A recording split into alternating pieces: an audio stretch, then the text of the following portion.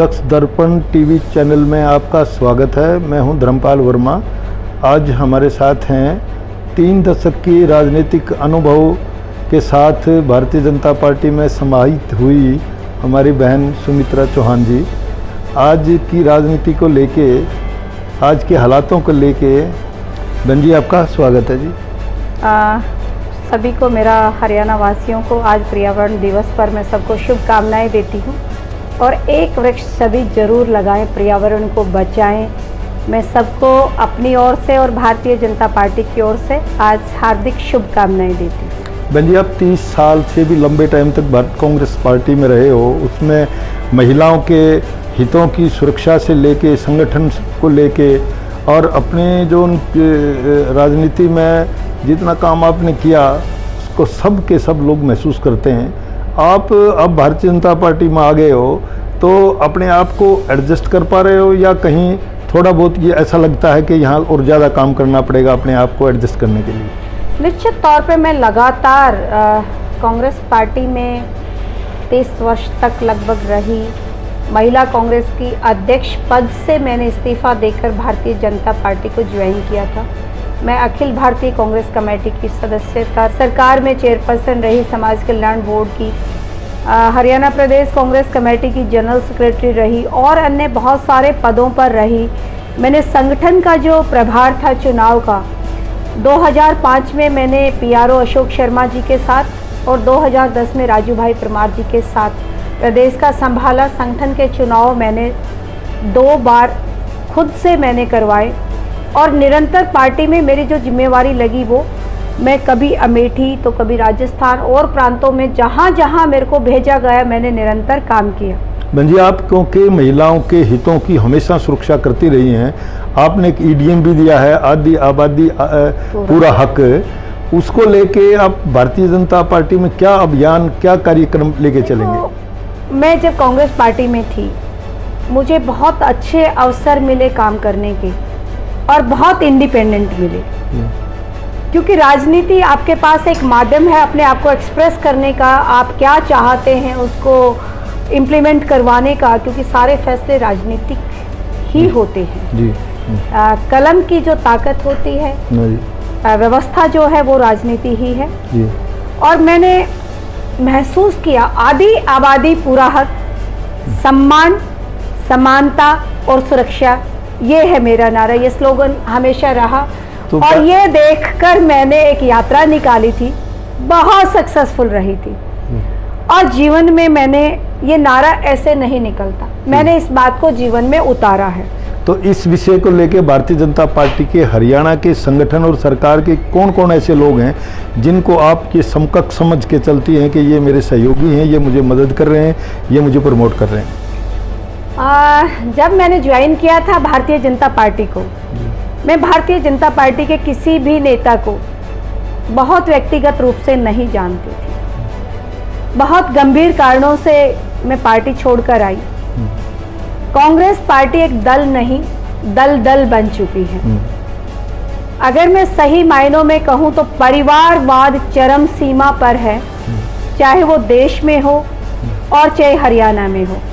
हरियाणा में अगर आज संज्ञा दी जाए कि मठ, इन मठों से अलग दूसरी पंक्ति का मेरे जैसा व्यक्ति, उसमें चाहे मैं आज भारतीय जनता पार्टी में आ गई, लेकिन मेरे जैसे लाखों नेता ऐसे हैं जिनके पिता मंत्री नहीं रहे, दादा मंत्री नहीं रहे, प्रथम पीढ़ी के कह सकते हैं, उनको बहुत ज़्यादा निराश और हताश होना पड़ता है, क्योंकि परिवारवाद इतना हैवी रहता है वहाँ पर। उनको जब आखिरी सीढ़ी पर, पायदान पर जाता है तो उसको काट दिया जाता है, कुचल दिया जाता है, मसल दिया जाता है, दबा दिया जाता है। मैंने बहुत आकलन किया क्योंकि मैं महिलाओं के लिए कुछ करना चाहती हूँ, लेकिन जब मैंने महसूस हुआ कि आम लोगों की पार्टी है, भारत के लोगों की पार्टी है, वो भारतीय जनता पार्टी है, मैंने बहुत गंभीरता से अवलोकन किया कि नरेंद्र मोदी जी, उनकी बायोग्राफी पढ़ी मैंने और देखा कितनी सहजता से एक आम आदमी को स्वीकारते हैं, उठाते हैं, चलाते हैं और उच्च शिखर पर ले जाते हैं। काम करने वाले व्यक्ति की अगर भारतीय कदर है तो वो भारतीय जनता पार्टी में है, ये मैंने महसूस। राजनीति महत्वाकांक्षा का नाम है।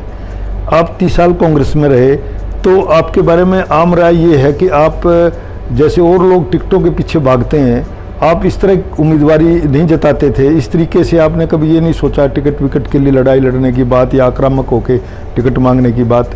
तो क्या यही रवैया, ये रुझान आपका अब भी रहेगा? आपने बहुत सही पूछा कि 2005 में मैंने टिकट मांगा था और उससे पहले आप उस जिले से स्वयं भी हैं कि मैंने बहुत ज़्यादा मेहनत की थी। अगर मैं ये कहूँ कि मैं 18 घंटे मेहनत करती थी, मैं प्रदेश में महासचिव थी हरियाणा प्रदेश कांग्रेस कमेटी की, और क्योंकि मैं रणदीप सुरजेवाला के साथ थी तो ऑल इंडिया यूथ कांग्रेस का भी काम संभालती थी, पार्टी जो जिम्मेवारी देती थी वो भी, और मैं राई हल्के से मेरी उम्मीदवारी भी जी जी।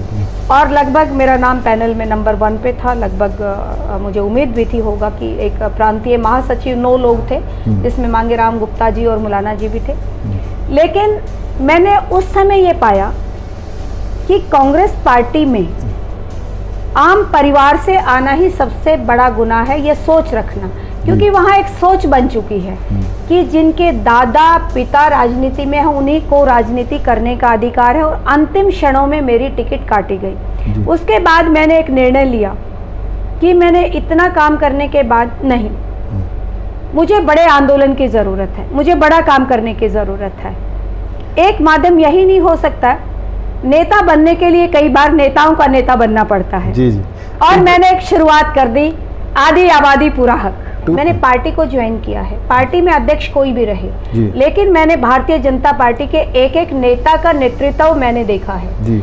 मैं इतनी गहरी आस्था मेरी बन गई, मैं एक कार्यकर्ता बनकर ही काम करना चाहती हूँ इस पार्टी में। कार्यकर्ता से बड़ा कद कोई नहीं होता, पद कोई नहीं होता। मैं विचारधारा से जुड़ी हूँ, और जिस तरीके से 9 महीने में मैंने इस विचारधारा को अपने अंदर उतारा है, मैंने ये पाया है कि भारत के लोगों की पार्टी ही भारतीय जनता पार्टी है। तो ये जो महिलाओं के कल्याण की बात करते हैं जी, बेटी बचाओ बेटी पढ़ाओ, व्यवहार में भी आपको लगता है कि ये पूरी तरह से उस पर वैचारिक तौर पे काम करते हैं? निश्चित तौर पे मैंने एक चीज़ पाई है, मैंने कहा कि 9 महीने करीबन मेरे को 7 तारीख को हो जाएंगे। जी जी। बेटी बचाओ बेटी पढ़ाओ का नारा भारतीय जनता पार्टी ने, स्वयं नरेंद्र मोदी जी ने और आदरणीय मनोहर लाल खट्टर जी ने पानीपत में दिया था, हरियाणा की धरती पर दिया था जी। अगर आज ट्रांसपेरेंसी की सरकार है तो सिर्फ भारतीय जनता पार्टी की सरकार है। कोई ये नहीं ठेकेदारी कर सकता कि मैं चल तेरी नौकरी लगवा दूं, पर्ची और खर्ची की बात नहीं कर सकता। एक गरीब और आम आदमी में विश्वास पैदा किया है तो श्री मनोहर लाल खट्टर जी ने ही पैदा किया है, जबकि अन्य सरकारों में वो विश्वास कभी भी पैदा नहीं हुआ। तो भारतीय जनता पार्टी को आपने उसकी ताकत को भी समझ लिया है, विपक्ष में जो लोग हैं उनको भी आप सबको जानते हो, उनकी ताकत को भी आप जानते हो, तो क्या आपको क्या सिनेरियो, क्या आपको परिदृश्य नजर आ रहा है बड़ौदा को लेके? बड़ौदा बहुत रोचक चुनाव होने वाला है जी। और मैं सारे दलों को भी बहुत गंभीरता से जानती भी हूँ और समझती भी हूँ, लेकिन मैं बहुत आत्मविश्वास से एक बात कहती हूँ, सच हमेशा जीतता है जी। भारतीय जनता पार्टी जिस दृष्टि से काम करती है, लोगों के लिए करती है और सबके लिए करती है, वो लोग दिल से मानेंगे। बरगलाई में किसी की नहीं आएंगे, झूठे नारे किसी के नहीं, तरह तरह के प्रलोभन दिए जाते हैं, प्रलोभनों में नहीं आएंगे जी। और भारतीय जनता पार्टी ये सीट जीत कर आएगी, ये मैं दृढ़ विश्वास के साथ कहती हूँ। मनोहर लाल जी की जीत होगी, नरेंद्र मोदी जी की जीत होगी और भारतीय जनता पार्टी की जो पॉलिसीज है उनकी ये जीत होगी। यही आपसे सवाल करना चाह रहा था कि प्रधानमंत्री का जो आत्मनिर्भरता का जो आह्वान है उसको लेके आपने कोई विजन जरूर बनाया होगा, आपने कोई प्लान निश्चित तौर पे प्रधानमंत्री जी ने जो बात रखी है आत्मनिर्भर, ये मेरे दिल के बहुत करीब विषय है। आत्मनिर्भर अगर मोदी जी का सपना साकार होगा, सबसे पहले वो होना निश्चित है, तो सबसे पहले हरियाणा में होगा और हरियाणा में आत्मनिर्भर महिलाएं बनेंगी। और मैं आदरणीय मुख्यमंत्री जी बिल्कुल अनेक योजनाएं हर रोज नई लेके आ रहे हैं। मैं महिलाओं में एक कड़ी के रूप में जरूर हर गांव और शहर में भी जाऊंगी कि ये आज जिस तरीके से एक निर्णय आया, किसान आज सीधी फसल बेच सकता है, तो महिला किसान है, अपने प्रोडक्ट वो मार्केटिंग सीधा कर सकती हैं। प्रदेश की महिलाओं के लिए मेरा एक संदेश बहुत क्लैरिटी से, ये आधी आबादी है, अगर ये उड़ना चाहिए, मैं साहस हूँ, मैं हिम्मत हूँ, मैं हिंदुस्तान की नारी हूँ जी, मैं जो चाहूँ वो कर डालूंगी। मैं अगर आसमान से छू जाऊंगी तो कोई नई बात नहीं जी, समुद्र में चली जाऊंगी तो मेरी गहराई तुम नाप न पाओगे। मैं हिंदुस्तान की नारी हूँ, मुझे पहचानो तो पहचान सको तो पहचान लो, मैं हिंदुस्तान की नारी हूँ, मैं कब किससे हारी हूँ, मैं ये सबको बताने के लिए आपको ये संदेश देना चाहती हूँ। मेहरबानी बहन। ये थी सुमित्रा बहन जी हमारे साथ। इन्होंने अपने इरादे आज जाहिर किए हैं, इन्होंने अपने अनुभव को भारतीय जनता पार्टी के लिए शेयर करना शुरू किया है और इनके जो कार्यक्रम हैं वो इन्होंने बताया है। उन्होंने महिलाओं के प्रति जो इनकी सोच है, जो विज़न है, उससे हम सब दो चार हुए हैं। हम इनके भारतीय जनता पार्टी में सुंदर भविष्य की कामना करते हैं। धन्यवाद।